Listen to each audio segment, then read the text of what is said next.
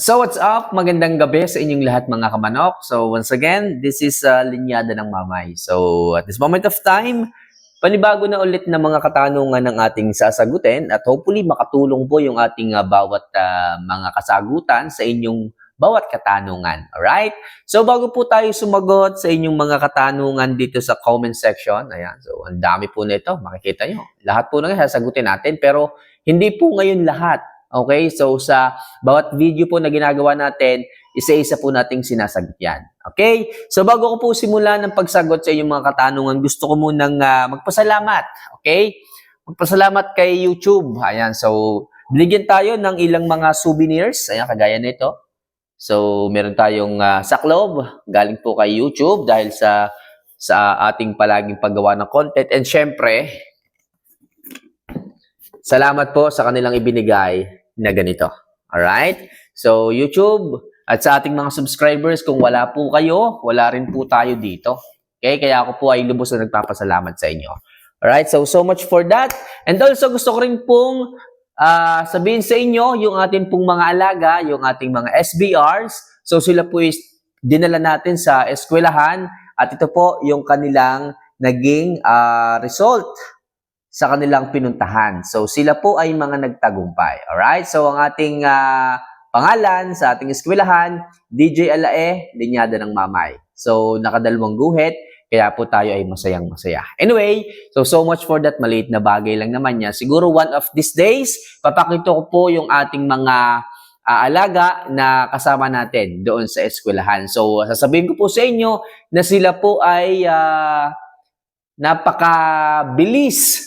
Okay? Na nakapag-commute. Ayan. So, ibig sabihin, nag-enjoy po talaga sila ng sobra. At siguro one of these days, papakita ko po sa inyo kung ano po yung status nila. So, sila po is healthy at talagang parang isang balahibo lang po ang nahulog sa kanila noong araw na yon. Alright? So much for that. Proceed na po tayo sa ating mga katanungan para sa ganon, marami tayong masagot na tanong ninyo. Okay? So, ang unang katanungan ay galing kay wait lang.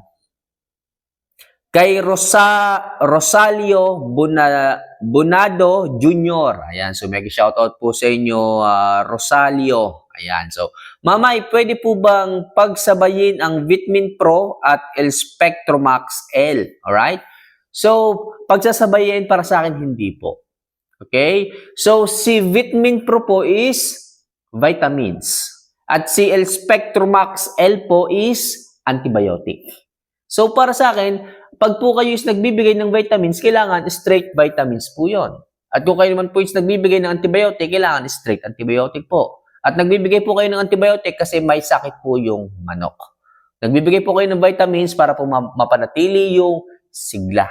Kung sila po is contrast, possible hindi po magiging effective yung vitamins, hindi rin po mas magiging effective yung antibiotic. Kaya para sa akin, si Vitamin Pro, which is vitamins, and si L Spectromax L, which is antibiotic, hindi po sila po pwedeng pagsabayin.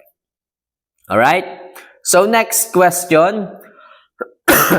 Ano po ba yan, Mamay, araw-araw po bang ibinibigay yan sa ating alaga? Ano yun? Okay, so si Levimin GK, araw-araw ba nating binibigay sa ating mga alaga? Kung tayo po ay may gustong alaga nating manok na gusto po nating gawing malusog, kung tayo man is may mga pupuntahan, pwede po tayong maghalo araw-araw. Every meal. Sinabing every meal, sa mga oras na tayo magpapakain, maghahalo po tayo ng Levimin GK. Kahit 1/4, 1/8 lang po na ito ihalo sa pagkain, imekos-mekos, sa kanyo po ibigay. Makikita nyo po yung ganda nito sa ating mga alaga. Alright? So, next question. Galing kay Carlito Guadanya. Ayan. So, idol, Linyada ng Mamay, di ba magkakaamoy yung Jackie Oats? Yes po, normal po na nagkakaamoy ito kapag sila is nasa fermentation process. So, yung pong fermentation process, medyo umaasim po ang Jackie Oats. Which is, yung pong amoy na yon ay hindi gusto ng karamihan ng mga gumamit nito, pero yan po ay gustong-gusto ng manok. Okay? Gustong-gusto po at napakaganda po niyan sa katawan ng ating mga alaga dahil through fermentation, diyan po lumalabas lahat ng maaayos, magagandang bitamina naturally. Kamamay, anong mga bitamina yan?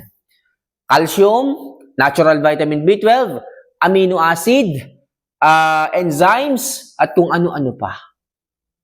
Okay? So, naturally makukuha ng manok. At pag sinabing natural, mas mabilis po ang epekto nito sa katawan ng ating mga alaga para maging healthy at malusog sila.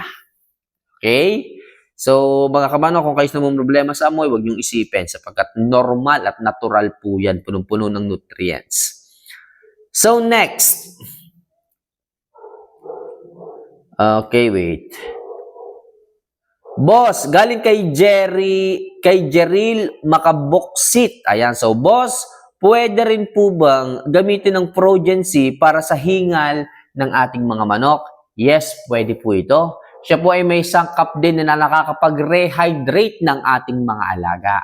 So, meron din siyang mga electrolytes na nakakatulong upang i-cool down, okay, ang sistema ng manok kung mainit ang panahon. Kaya yung Progen-C, maganda po yan. Vitamins for all generation.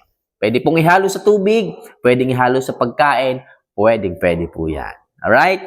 So, next. Okay, ayan. So, may nagpapasalamat lang si Francis Ata. Maraming salamat po, Bossing Idol, from Francis Ata of Barangay Top Purok Tres, Southern Leyte. So, mega shoutout po, Idol. Thank you po for watching and viewing our vlogs. Alright? So, next. Galing kay Amandi John Ray. Ayan. Idol, may pag-asa po bang makarecover ang isang manok na may tama sa tuhod na dahil sa exam? Alright? So, depende po. Kung yung sugat po ng ating manok is na nalagot po yung pinakalitid, so possible siya po ay injury. Okay? Kung naputol po yung litid, pero kung hindi naman po, wala po kayong dapat isipin. Magiging malusog din po yan. So, oras, panahon lang ang kailangan. Healing process lang po ang kailangan. Okay? So, next. Galing kay Nalana Lagap. Ayan, so gaano karami ibibigay na fermented Jackie Oats, sir? So lagi ko sinasabi sa inyo, ang dami ng fermented Jackie Oats dito sa bansa natin. What I mean is, ang pagbibigay dito sa bansa natin, dahil depende po sa klima yan eh. Sa ibang bansa, iba po yung percentage ng pagbibigay. Kasi masyadong malamig doon. Dito, kainaman lang yung klima. So, pag dito sa Pilipinas natin ibibigay yung fermented Jackie Oats sa feeding ng ating mga manok, 10% lang po ang ating inihahalo. Hindi na po pwedeng sumobra at hindi naman po pwedeng kumulang.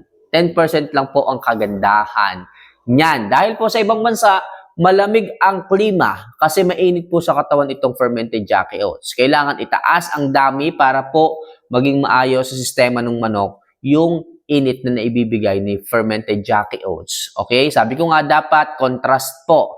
Kung malamig ang panahon, dapat mainit ang katawan. Kung mainit ang katawan, kailangan medyo malamig ang panahon. At kung halimbawa mainit naman ang panahon, kailangan bawasan naman po ang dami ng fermented Jackie Oats dahil nga po, mainit nga ito sa katawan. So, 10% lang po kung kayo is maghahalo dito sa ating bansa. Okay? So, next. Galing kay Romeo Baluran. Ayan. So, saan nakakabili ng Jackie Oats, Idol? So, okay. So, ilalagay ko po dito sa video. May lalabas ditong picture o kaya dito, i-click nyo na lang po yun mga kamanok. Para ma-direct po kayo sa talagang po pwede kayong makabili. Kung saan man lalabas, dito o dito, click nyo lang po yun. Maganda po yung Jackie Oats mga kamanok. Nakakatulong po yan upang makapag-earn ng lean muscle. Alright? So, next. Hanap lang tayo dito ng tanong. Ito galing kay Teng Bengpot. Ayan, boss. Magandang umaga. Problema ko din po ang pag-ubos ng pagkain ng alaga ko. Di niya inuubos ang pagkain niya, pero masigla naman siya. Namimili siya ng pagkain. Namimili siya ng pagkain. Salamat, Idol. Okay? So, para po doon sa ating mga manok na namimili ng pagkain. Masigla, wala problema. Okay naman kung masigla. Yun nga lang, ang problema kung ang manok ninyo ay hindi ganun kaganang kumain, may problema siya sa kanyang sistema. It's either marami siyang bulate or it's either nananawa na siya sa pagkain. Anong dapat gawin para bumalik yung appetite? So, ang kailangan nyo, laging magsisimula sa priming. Paliliguan po ninyo kung kayo is may injectable supplements, pwede kayo magbigay. Kung wala naman, optional lang po yan. Okay? So, kailangan nyo i-fasting po ninyo.